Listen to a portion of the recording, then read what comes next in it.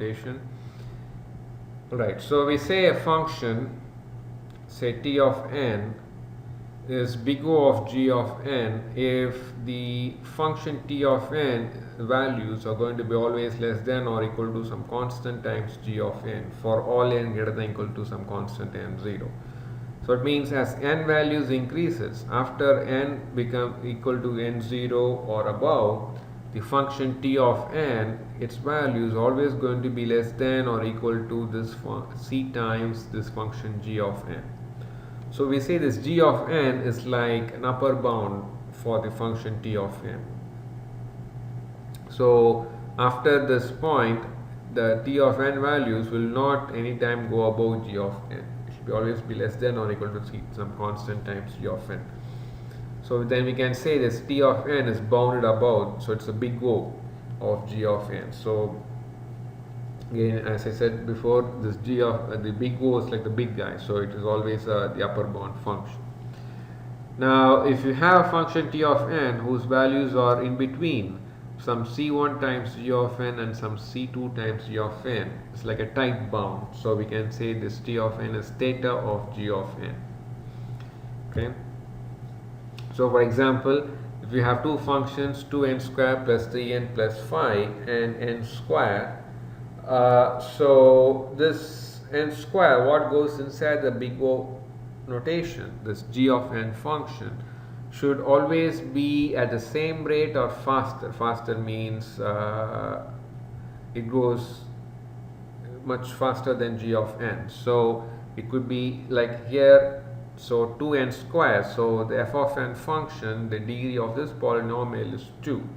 So what goes inside the big O notation should be 2 or above for the degree. So you can say this function 2n square plus 3n plus 5 is big O of n square.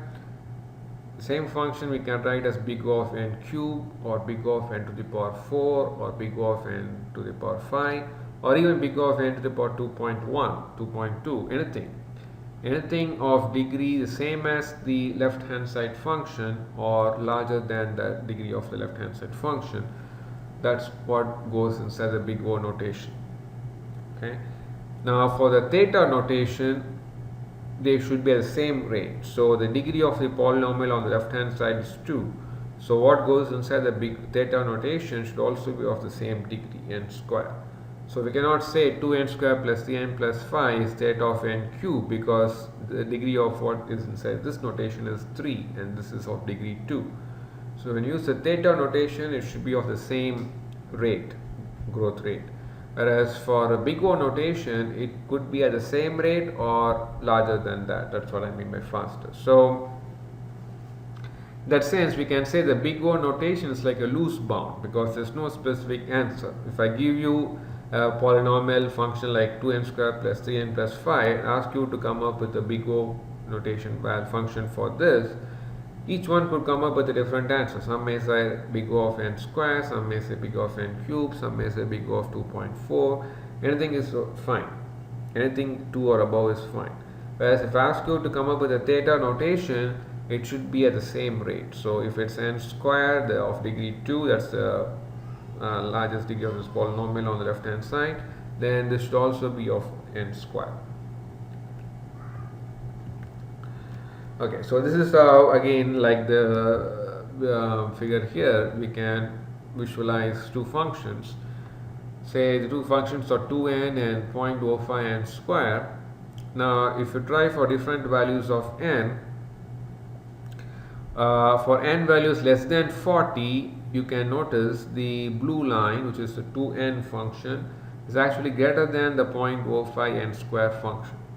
But once n touches 40 and n is greater than 40, this 2n function starts becoming lower than 0.05 n square. At 40, they are the same. That's why I picked the 40, and that is n0, where 2n is like 2 times 40 is 80, 0.05 times 40 square is also 80. So they are both the same value.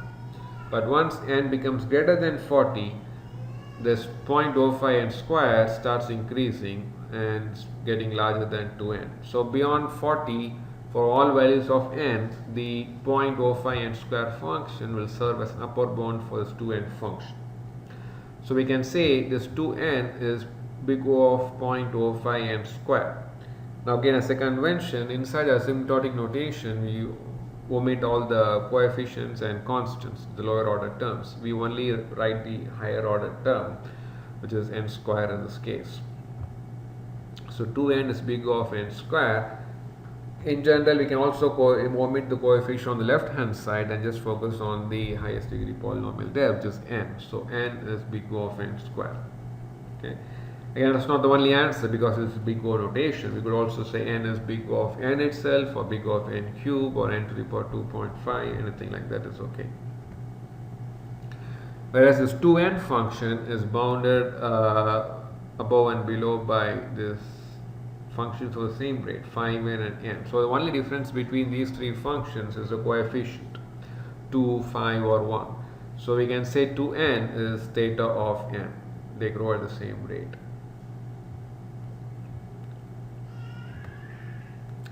So what is the relationship and difference between big O and big theta? So theta implies big O. So for example, if a function is 5n square plus 7n plus 2, I can write it as theta of n square. I can also write it as big O of n square. So if you say some function f of n is theta of n square, we can also say it is big O of n square. So theta implies big O. Because big O, according to definition, it could be at the same rate or even more than that. So you can say 5n square plus 7 plus 2 is big O of n cube, or big O of n to the power 4. That's okay. But one thing we cannot say is 5n square plus 7 plus 2 is theta of n cube, because once you say theta notation, the function on the left hand side, the degree of the function on the left hand side should be the same as the degree of the polynomial that goes inside the theta notation. So if 2 is the degree on the polynomial function here, we cannot have n cube or n to the power 4 and put the theta notation. We can use the big O notation but not the theta notation. So that's what I mean to say theta implies big O, but big O need not imply theta. So what I mean by big O need not imply theta. So you can say 5n square plus 7 plus 2 is big O of n square. We can also say 5n square plus 7 plus 2 is big O of n cube, but you cannot say this is theta of n cube. So it depends on what it is. If it is equal to big O of n square, yes, we can also say it is theta of n square, because the degree on the left hand side functions 2. But it is big O of n to the power 4, whereas the degree of the function on the left hand side is 2. So you cannot say this is theta of n to the power 4 or even theta of n cube. So theta is just, it has to be a tight bound. Okay. So when to use big O and theta? So we saw the best case, worst case thing in the previous example of the sequential search problem. So when to use big O and theta, big theta? So in the sequential search problem, we found that the best case is different from worst case. So the best case was just one comparison and the worst case was n comparisons. So the rule is, if the best case is different from worst case, you could use only the big O notation and write the worst case complexity inside the big O notation. So in the sequential search problem, the best case is different from worst case, so we have to use only the big O, not theta. And what goes inside the big O notation is the worst case, which is n comparisons. So you say big O of n. You cannot say this is theta of n. Whereas for the problem of finding the maximum integer in an array, we did not go through the code earlier in this module, but you should know the logic for this, right? So given an array of integers, the logic to find the maximum is start with the temporary maximum. So you see, this is a case where we also use a temporary variable and assign that to be a of 0, and then go through the loop, the array from index 1 to n minus 1, and at any index you find an element that is greater than maximum, assign maximum to be that element. Okay. So by the time you go through the entire array, you would have found what is the global maximum, and you can return that maximum. So for any array size, use only one temporary variable. So this is an in-place algorithm because it doesn't require additional space that grows with input size. It does require additional space, which is this variable max, but it's the number of variables you need does not grow with input size. It still remains as one variable for all input size. So that is the in-place algorithm. Now, when it comes to time complexity, the basic operation is this comparison operation that you do inside the loop. And how many times you do it? So if you look at this example array here, if you start with the element of the index 0 as your current estimate of maximum, and even if your global maximum, the largest element in the array is in index 0, you still have to go through the entire array and check if something else is greater than the maximum, and then update the maximum if needed.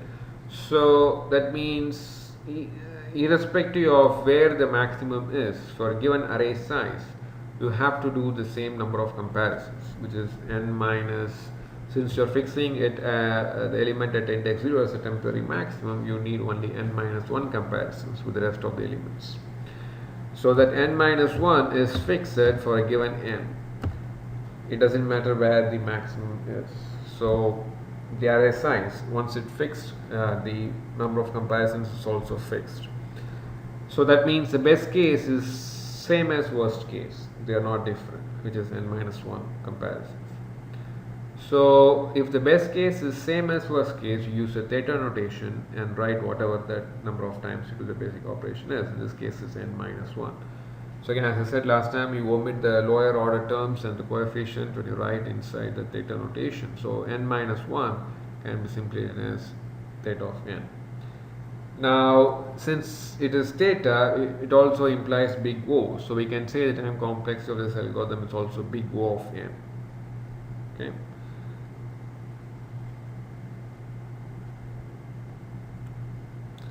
Right, so we stop. Okay, we'll have one more example. Let me check the time. Okay, you can continue. So let us look at, before that, any questions? Okay, so let us look at one more example here to kind of reinforce this best case, worst case, and theta versus big O. So here we have a pseudocode for printing a statement certain number of times. So you get an input for a variable n, and if some condition involving that variable n is, it may or may not involve that variable n, but it's not given to us, it's just given a pseudocode. Let us go through as it is. So if some condition, certain condition becomes true, you get inside the if block and run a single for loop for I equals 1 to n and print what are the statement you want to print.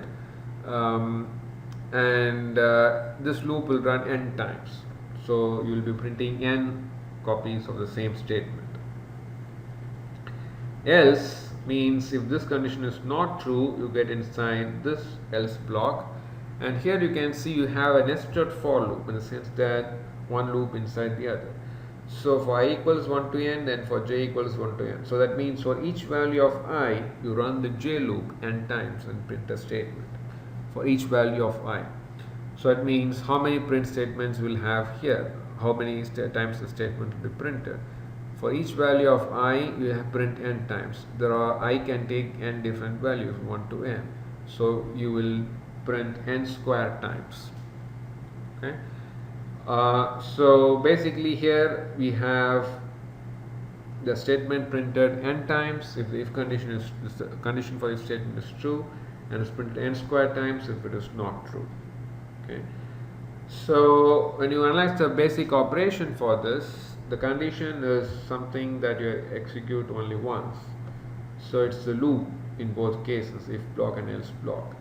Now the for loop in the if condition if block runs n times, and the for loop in the else block runs n square times, and the printing statement is the basic operation.